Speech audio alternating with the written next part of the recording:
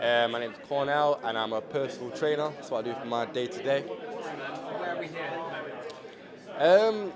Just to change my future, really. I love what I do.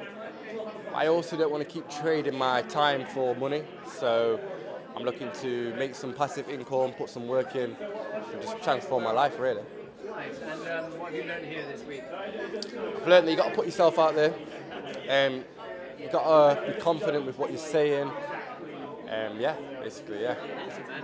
Would you recommend this kind of environment? How's the environment and the people been? Yeah, everyone in the environment is like uplifting. Like, so many people on so many different levels, and like everyone can help each other. And that's what I've learned. So yeah. Awesome. And final question: what do you want to try and do in property? What's your goal? I want to get into service accommodation, but I also want to get into long-term goal of social housing. That's what I want to be doing.